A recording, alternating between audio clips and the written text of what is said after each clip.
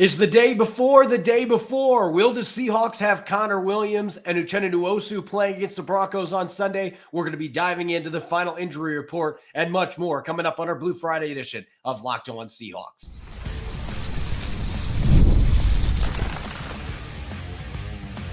You are Locked On Seahawks, your daily Seattle Seahawks podcast, part of the Locked On Podcast Network, your team every day.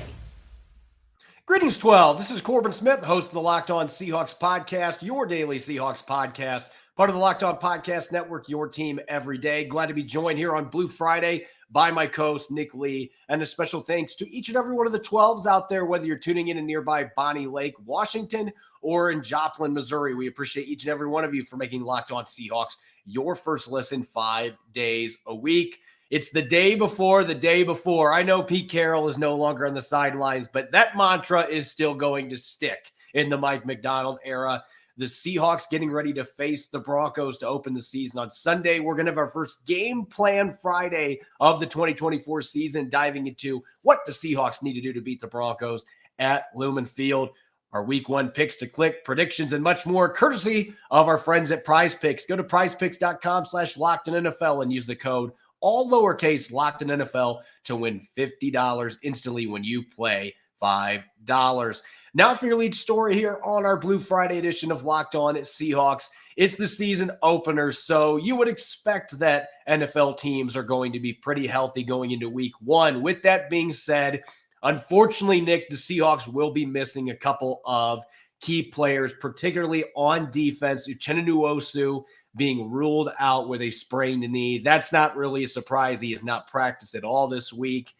Probably going to miss at least one game before he's able to come back from that injury that was suffered in the preseason finale. And Pharaoh Brown, who's been battling a foot injury since joint practices in Nashville, he has also been ruled out. So Seattle will not have either one of those players. But the good news is we get to see the new starting center, and he's going to be snapping to Geno Smith on Sunday. Yeah, I was just doing some research. I believe this is the fourth year in a row the Seahawks will have an opening day, a different opening day center for their offense. And so, yeah, obviously Connor Williams playing. I'm going to focus more on the positives here. That is a big development because, in the offseason when we discussed, what were some of the players the Seahawks could sign, Connor Williams certainly came up, but we also kind of were thinking, all right, well, yes, he's a very, very good center, but what does he look like with his recovery from his knee injury? Can he get back even, he might miss a few games or maybe put on the PUP list or heck, even injured reserve. You just never know. But the fact that he's good to go week one after you brought him in pretty much for a bargain. So if you can get, 15 plus starts out of Connor Williams and with that contract and he plays like he had before the injury, holy smokes, that's going to be a steal of a deal. So yeah, let's focus on the positives there. Yeah, Tyler Lockett's been a little banged up pretty much all of camp. And that's got some people wondering about the new hierarchy in the receiver room. We'll see if that's true. And Uchenna Nwosu is the one that really bugs me just because of how it happened. Just one of those, like, yeah, of course, as soon as you play your starters for a few snaps in the preseason, things like that happen, especially for a guy like Nwosu who worked really hard to get back after that pectoral injury last year. And you like what you see from this defense, that edge rusher group with Nwosu in camp and getting healthy. So hopefully he can get back after a week or two and get, 12, 13, 14, 15 starts under his belt, because, man, having him with a full season with what the Seahawks have either brought in or are holding over from last year and also with the new scheme, I really like his projections this year if he can stay healthy. That's clearly the biggest name that's going to be out in this game for the Seahawks, and they're going to be banking on Derek Hall to continue what he did in training camp in the preseason, because now he's going to get a lot of opportunities. On the plus side, we'll stick with the positives here. Draymond Jones, who's been out most of training camp with a hamstring injury, was not even listed on today's injury report. He'd been limited in practice this week, but he's not even on the final injury report, so he's going to get to play against his former team, the Broncos. So I would suspect that he's going to be starting with Boye Mafe opposite him, and then Derek Hall's going to rotate in. Trevis Gibson's going to rotate in. Obviously, you're going to miss Nwosu, but the depth that the Seahawks have at that position now compared to what they did when Nwosu got hurt last year, it is night and day different. So the Seahawks are in a better position to be able to withstand that. And as for Lockett, yeah, they're listing him as questionable, but the player himself is saying he is planning to play. I'm expecting that Tyler Lockett is going to play in this game. The other two notable injuries that were not included on the final injury report, Rayshawn Jenkins, who's had a calf issue he's been dealing with, he is going to start next to Julian Love. And Noah Fant, who's had a toe issue that's been nagging him, nothing significant, but they just held him out. He was not on the final injury report either. So overall, yes, it stinks that you're not going to have Uchenna Nwosu, but a lot of the guys that were on this injury report this week aren't even being listed. Connor Williams wasn't on there at all this week, so he is going to start in this football game as well. It's an exciting development for the Seahawks. They're going to have most of their players in this game, whereas the Denver Broncos, they're going to have everybody. They have not had a single player on their injury report the entire week, but the Seahawks still are pretty darn healthy going into this game, aside from Nwosu and Brown. Well, all I can say to Seahawks fans is enjoy the fact that the injury report took about 5 seconds to read through, because that's probably the last time that's going to happen. And even so, the Seahawks are not the healthiest team coming out of training camp and into the regular season. So, enjoy this while it lasts, I guess I will say.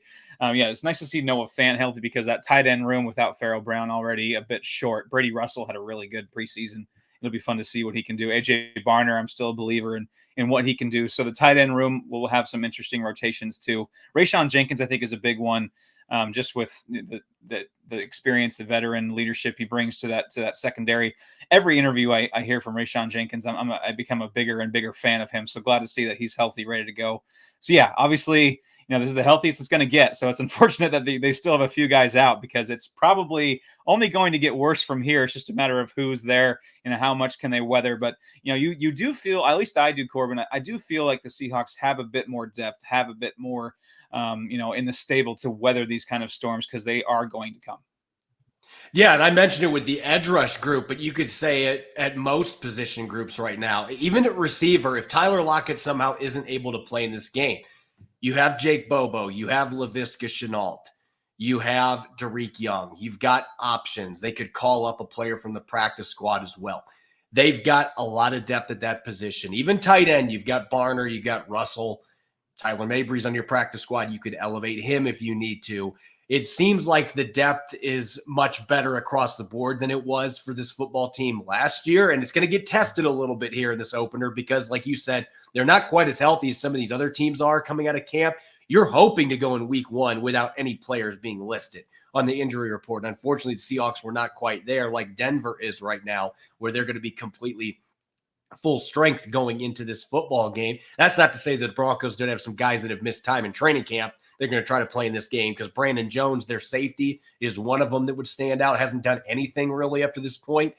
The Seahawks have Jerome Baker that's in a similar position. So there are going to be guys that haven't gotten a lot of work in the last month or so that are going to be trying to play in this game. And that just adds to the intrigue of week one. When we come back here on our first regular season Blue Friday episode of the season, it's Game Plan Friday. What do the Seahawks need to do to beat the Broncos and improve to 1-0 to open the Mike McDonald era? We're going to be breaking it down on offense, defense, and maybe a few sprinkles of special teams as well. Don't go away. You're listening to the Blue Friday edition of Locked On Seahawks. When you're hiring for your small business, you want to have as many top-tier candidates as possible to interview. That's why you have to check out LinkedIn Jobs. LinkedIn Jobs is the tools to help find the right professionals for your team faster and for free. As a site manager for Seahawks on SI, LinkedIn Jobs is my go-to post writing positions to land top candidates, and they've made the process easy and seamless. It isn't just another job board. LinkedIn has a vast network of more than 1 billion professionals, which makes it the best place to hire. It's so easy to use, in fact, that 86% of small businesses get a qualified candidate within 24 hours. LinkedIn is constantly finding ways to make the process easier. They even launched a feature that helps you write job descriptions, making the process even quicker. LinkedIn Jobs helps you find the qualified candidates that you want to talk to faster. Post your job for free at linkedin.com/LockedInNFL. That's linkedin.com/LockedInNFL to post your job for free. Terms and conditions apply. Welcome back to the Blue Friday edition of Locked On Seahawks. This is your host, Corbin Smith. Glad to be joined for today's show by my co-host, Nick Lee. And a special thanks to each and every one of the 12s out there. Thank you, as always, for making Locked On Seahawks your first listen 5 days a week. We greatly appreciate it. The new Locked On NFL is here. Locked On NFL is now 2 shows every day. First, the madman Tyler Rowland kicks off the morning with a double shot of NFL espresso, and then stop by the barbershop with Tony Wiggins for some real NFL talk. Add in the Locked On NFL local experts, and you get unprecedented NFL insight, hot opinions, detailed breakdowns, all in 30 minutes. It's the new Locked On NFL, and it's twice a day. Make the madman Tyler Rowland and the barber Tony Wiggins your second listen at the new Locked On NFL on YouTube or wherever you get your podcast. The Seahawks opening the regular season at home. Lumen Field is going to be rocking to open the Mike Macdonald era. Going to be looking to go 1-0 against their former AFC West rivals.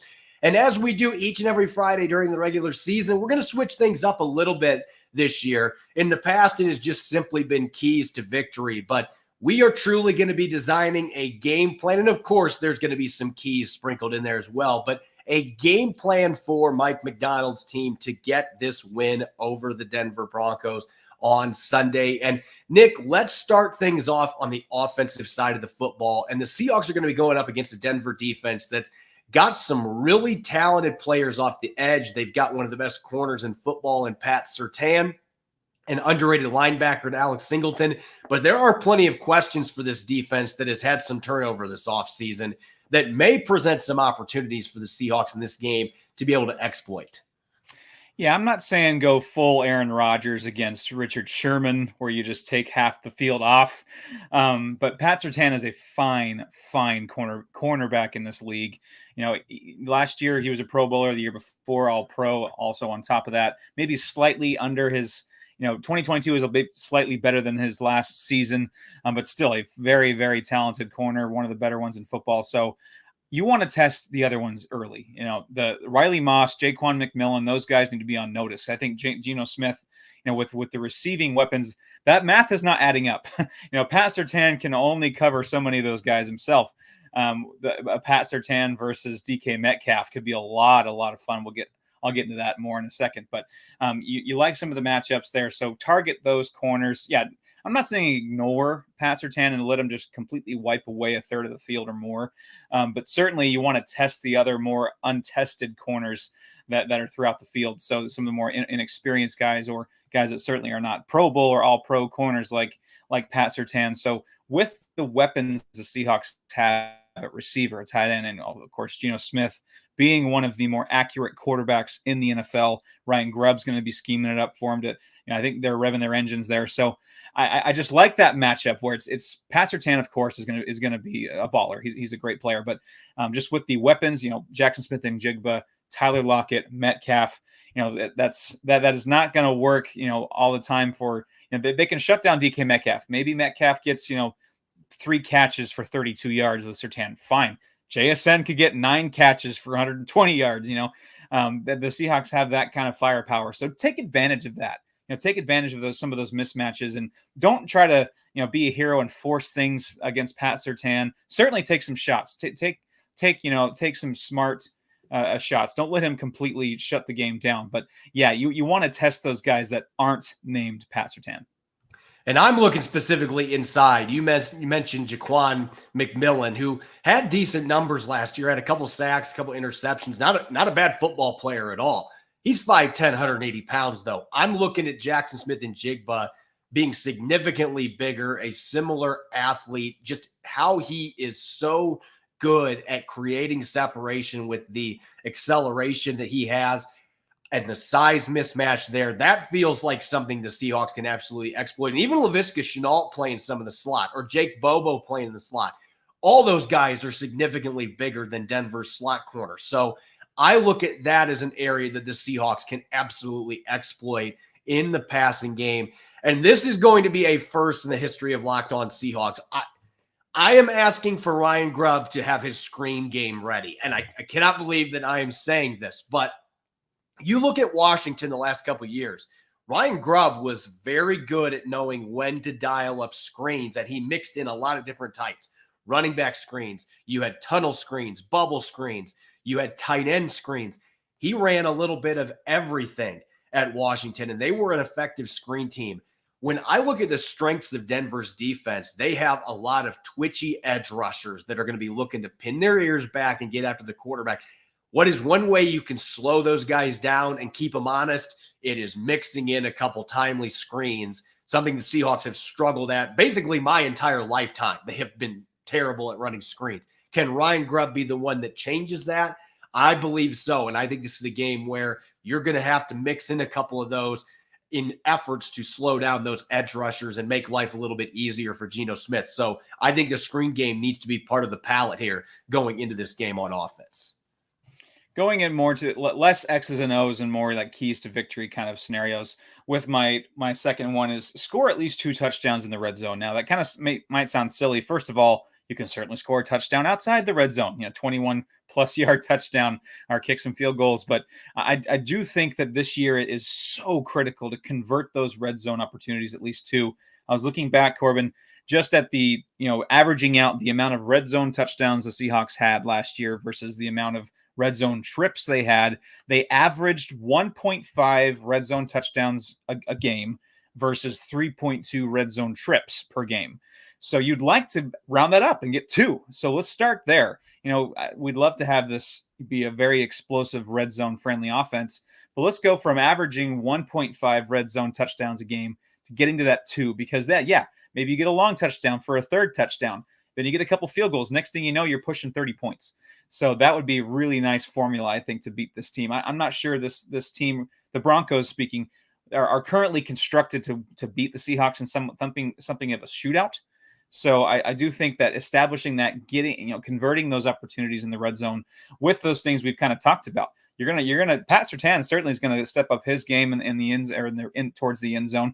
And the Seahawks have weapons galore that are not just weapons, but red zone friendly weapons. And don't forget about Noah Fant. I still think that he's going to have something of a breakout year with the Seahawks, meaning he'll score maybe 3 or 4 touchdowns and get 500 receiving yards. But still, I think he's a fabulous red zone weapon. So let's take advantage of those matchups too, and at least convert 2 into touchdowns.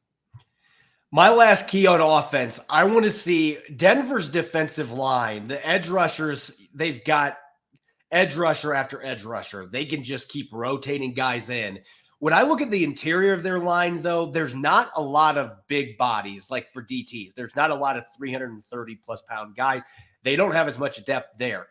I feel like this could be a game where getting some of that downhill, gap-oriented run scheme could play to Seattle's favor in this contest, especially with a home crowd behind him. So I'm looking to see how Ryan Grubb handles the run game here. Do they have the gap scheme more gap-oriented like they did last year at Washington, or is it going to be more of a zone-oriented? I feel like in this game, the gap scheme is the way to go. On the defensive side of the football, as far as game plan is concerned, I want to start with the rookie quarterback, Bo Nix. And look, he played a lot of snaps in college. This kid is an extremely mature rookie quarterback coming in. He's going to be 25 years old soon, so you would expect that. He is an older rookie quarterback, and so it's going to be tougher to get him razzled. But at the same time, he's still a rookie quarterback. This is still his regular season debut. He's playing at Lumen Field with the loud ruckus fans that are going to be out there, the 12s roaring at full roar.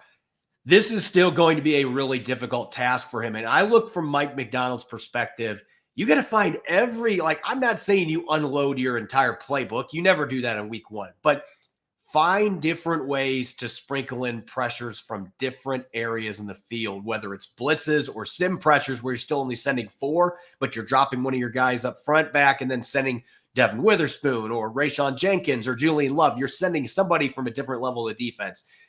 Mix up those looks, try to disguise them as much as you can to get the rookie quarterback confused, manufacture some disarray. And I feel like if you can do that with a rookie quarterback, it always puts you in a position to be successful. So this could be a really good game for Mike McDonald to start messing with some of those wrinkles on defense.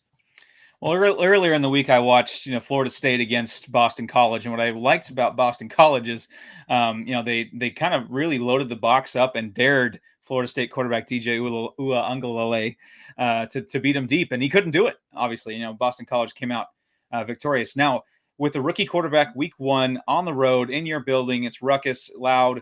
Load up that box, dare him to beat you. If Bo Nix can roll in here and sling it all over the yard and beat you that way, I mean, tip your hat.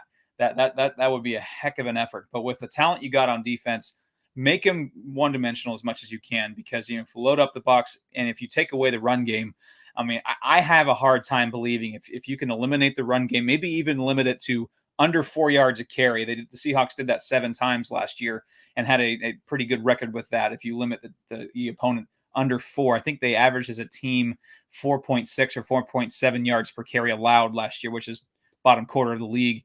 If you can get under 4 yards a carry allowed, make them one-dimensional, make Bo Nix beat you. Yeah, load up the box a bit, bring a guy down.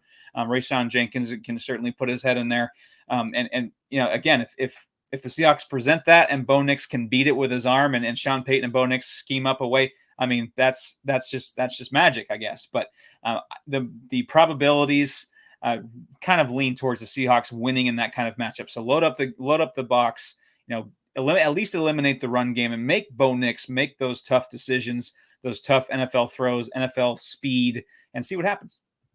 I think another thing with a rookie quarterback, especially in his first NFL start, don't give him and Denver's offense hope. And one way that a team can really hang around is by extending drives frequently. We know Seattle last year struggled mightily with third down defense. That was actually a chronic issue for the last 4 or 5 years for Pete Carroll and his defense. They just couldn't get off the field. And last year, there's a reason the offense was dead last in time of possession, because the defense was god-awful. They could not get off the field. If you can hold the Broncos to under 35% conversion rate on third down, force them into some punts, not having extended drives that have several conversions on them, that is going to play into Seattle's hands, because you're keeping the rookie quarterback on the sideline. You're not letting him get into a rhythm, which I think is part of the battle in that first start. You want to get comfortable. Don't let him get comfortable by forcing early 3 and outs or 4 or 5 play possessions and get him off the field. 100%. Yeah, that's a great formula. And my last one is generate 10 10 or more pressures. And why I say that specifically, first of all, it's double digits. It's nice. Seahawks had, per Pro Football Reference last year, 153 total pressures that added up to about 9 per game. So you'd love to increase that to 10 per game. That would be a really nice round number.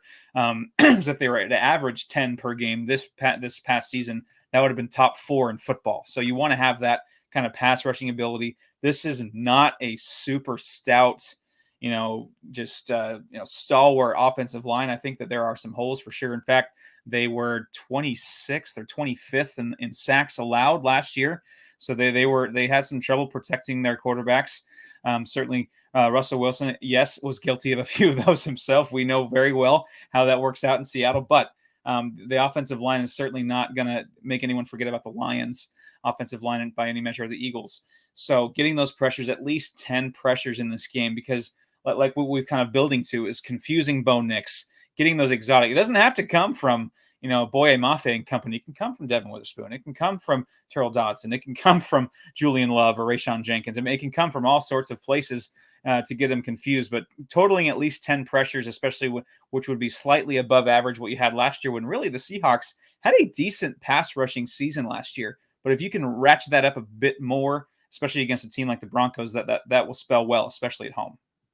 When we come back, it's time for our first picks to click and game predictions of the 2024 season. We'll be right back. You're listening to the Blue Friday edition of Locked On Seahawks. Prize Picks is America's #1 daily fantasy sports app with over 5 million active members. Prize Picks is the easiest and most exciting way to play daily fantasy sports. Unlike other apps on Prize Picks, it's just you against the numbers. One Caleb Williams passing yard gets you 1 win on Prize Picks every week in September. That's right, only 1 yard gets you an automatic win every football weekend in September. 4 weeks of free W's. Don't miss this deal on Prize Picks, because when it's gone at the end of September. For week one, I'm going to be projecting Ken Walker III to eclipse 50.5 rushing yards and Geno Smith to surpass 1.5 touchdown passes on Prize Picks. You can now win up to 100 times your money on Prize Picks with as little as 4 correct picks. Download the Prize Picks app today and use the code LOCKEDONNFL and get $50 instantly when you play $5. That's code LOCKEDONNFL on Prize Picks to get $50 instantly when you play $5. You don't even need to win to receive the $50 bonus. It's guaranteed. Prize Picks, run your game. Welcome back to the Blue Friday edition of Locked On Seahawks. This is Corbin Smith. Glad to be joined by my co-host here on today's show, Nick Lee. And a special thanks to each and every one of the 12s out there tuning in. Thank you, as always, for making Locked On Seahawks your first listen 5 days a week. We greatly appreciate it. It's Blue Friday. We've got the regular season opener coming up in just 2 days, the day before the day before. That means only one thing, Nick. It's time for our first picks to click of the regular season. And I don't know about you, but I'm hoping the momentum I generated in the preseason carries over into the regular season, because I hit on 5 of my 6 and you hit on 4 of your 6 in our picks to click in the preseason, which would just destroy and obliterate our percentages from the last couple of years. Well, the pond does get a little smaller for the fish we can pick from. Yeah, exactly. Which is nice. Well, I mean, the degree of difficulty really was higher in the preseason, if you think about it in that way. There's a lot of variables. I'm going to go receiver here. DK Metcalf. I know I just talked up Pat Surtain, which I should. He's a fantastic corner. I think DK Metcalf is looking forward to this. I think he thrives in this kind of scenario. You saw what he did to Deron Bland. The Cowboys last year straight up exposed him. I mean, and then the wars with Jalen Ramsey over the years have been epic. I think DK Metcalf is going to step up to the challenge now. He might not always have Pat Surtain to contend with. Maybe they move Pat Surtain around. Not sure how they're going to operate that. But I'm going to go DK Metcalf as my pick to click. Maybe, nothing crazy. Maybe 7 catches, 90 yards, a touchdown. I like the matchup. I mean, obviously him and Pat Surtain, 2 of the more physically gifted, talented receiver versus corners in the NFL. That's going to be way entertaining. I do think DK Metcalf relishes these opportunities and rises to them. So I see him and Geno Smith connecting for a touchdown and some fun plays. Maybe some plays that kind of get shared between Seahawks and Broncos Twitter throughout the week. All spring into the summer, it's been JSN season, and I'm not going to let it end just yet. Starting here, week 1, I mentioned it earlier. I love this matchup for Jackson Smith and Jigba with the small slot corner, Jaquan Williams. He's 5'10", 180 pounds. Jackson Smith and Jigba is much bigger. He is just as athletic, if not more athletic. We know how smooth of a route runner that he is. I have a feeling that Ryan Grubb, that's going to be a big part of the game plan here. Can we get the ball to Jackson Smith and Jigba early and often and take advantage of that size mismatch that he has? And he's going to play some outside too. He's not going to be strictly in the slot. But this is a game where I think playing inside, he has a chance to do some real damage. In fact, I'm going to go with 10 receptions for 102 yards and a touchdown. I think Jackson Smith and Jigba has a big game to open the season, and JSN season is going to move into the regular season, and fans are going to get an idea what we've been seeing from the second-year player on the practice field. Now, switching gears to the defense, our picks to click on the defensive side of the football. There were several players that I considered here, but before I get to my pick, who is your selection for week 1, your defensive pick to click? Well, I opted to not go for low-hanging fruit this time, just because I do think that there's some things that favor Julian Love. It's an unheralded guy who, the Seahawks have all these shiny new toys on defense, rising stars like Devin Witherspoon, and Mike McDonald scheming up some really fun stuff. You got Byron Murphy, of course. He kind of has fallen under the radar a little bit. Finished really strong last year, got to a Pro Bowl. Now he's got that new dad strength going into a full season, which I think is not to be discounted.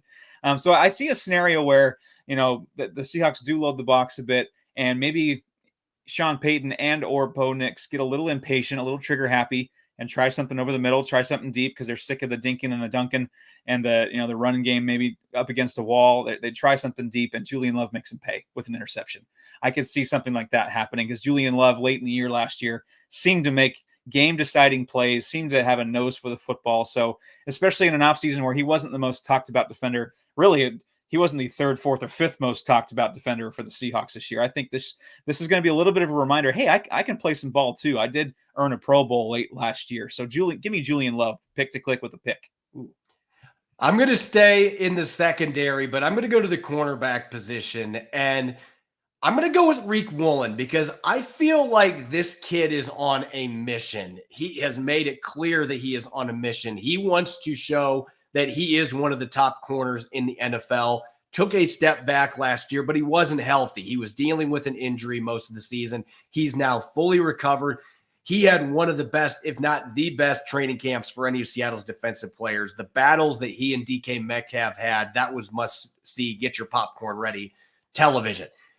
For those that got to watch it from the berm, those guys were getting after it. And I just have a feeling in this game, again, Bo Nix is a talented player, but this is his first regular season start playing a first team, a starting caliber defense. There's going to be some plays where there's going to be some throws that last month he was able to complete, but going against starting caliber defenses, those windows get a lot tighter, especially when you got a 6'4", 34-inch armed corner like Riq Woolen, who, oh, by the way, has 4.2 speed to close in the football. I think Woolen gets an interception and 2 pass breakups in this game, so he is my pick to click. I just think that number 27 is a man on a mission. He's going to get off to a fast start here in 2024. Let's get to our predictions now, Nick. And I mentioned on Crossover Thursday yesterday, we don't give out score predictions, but the Seahawks are favored by 5.5 points. Do you think they're going to cover that, or are you skeptical on that front going into this game? I want to do a random shout out to one of my favorite college football podcasts, The Solid Verbal. They have this term called crock potting, where it's a team that they're clearly a bit more talented on paper, and they slowly build a lead and kind of just you turn back and like, oh, they covered. How'd they do that? It was close early, then they kind of just things happen one by one that kind of lead to a cover. They call it a crock potting, which I enjoy. I could see this scenario where the Seahawks kind of crock pot the Broncos. The Broncos are not devoid of talent. They have talent all over the place. I do think they're going to be competitive, but I think the Seahawks with the juice with the home field, the rejuvenated franchise with the new head coach and new defense, a rejuvenated offense with Ryan Grubb, Geno Smith and company. I do see, the game is close late, maybe a 3-point game, 20-17 late. And then all of a sudden, Geno Smith connects with Jackson Smith-Njigba or DK Metcalf downfield. Next thing you know, it's 27-17. The Seahawks cover. That is going to be my pick for the score. So, but I want to give some respect for the Broncos. I do think that it's going to be competitive, but I do see perhaps a late touchdown for the Seahawks to cover. I got them winning by 10.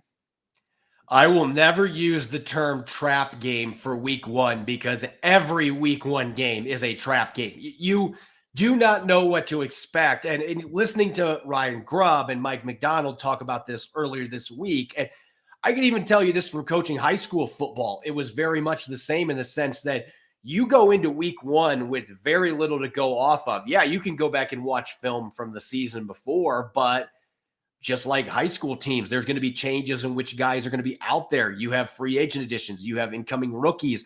There may be some coaching staff changes with coordinators. I mean, there's all kinds of wrinkles all kinds of wrenches that get thrown into the mix. And so it's extremely difficult to game plan for week one. You kind of got to just go with what you do and then make adjustments as the game goes on and you start to see what your opponent is going to do. And then after week one, you start to have some film. Okay, I know what this team likes to do.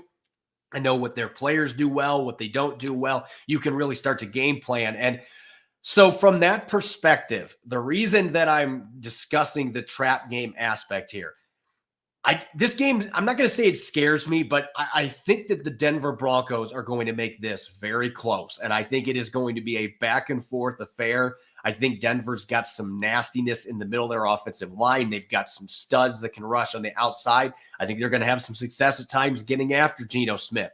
And that's going to prevent the offense from really taking off in this game for Seattle. At the end of the day, though, I think the difference boils down to the quarterbacks. Bo Nix is making his first NFL start. I think he's going to have his moments, but Geno Smith is going to make a few more plays in a game that the defenses look to be ahead of the offenses a little bit. But I'm going to go with the Seahawks winning this one by 4, 24-20. I don't have them covering. I think that this is going to be a down-to-the-wire dogfight. I think if this game happened a few weeks from now, when the Seahawks have had a little bit more time with their new offensive and defensive schemes, I might be more willing to go beyond that 5.5-point threshold. But there are going to be growing pains with new schemes on both sides of the ball, and Denver has some talent on both sides of the ball. It's week 1. Crazy things happen. I think the Seahawks win, but it is going to be a tight one. As always, you can follow me on X and Threads at Corbin Smith NFL. You can follow Nick at NickLee51. Make sure to subscribe to Locked On Seahawks on YouTube and wherever you get your podcast to make sure you don't miss a single episode. Coming up on Sunday after the game, Connor Benintendi and I will be diving into our post-game show, Game Balls, 3 up, 3 down, and hopefully breaking down a Seahawks Week 1 victory. Hope you'll be listening in and enjoy the rest of your Friday. Go Hawks.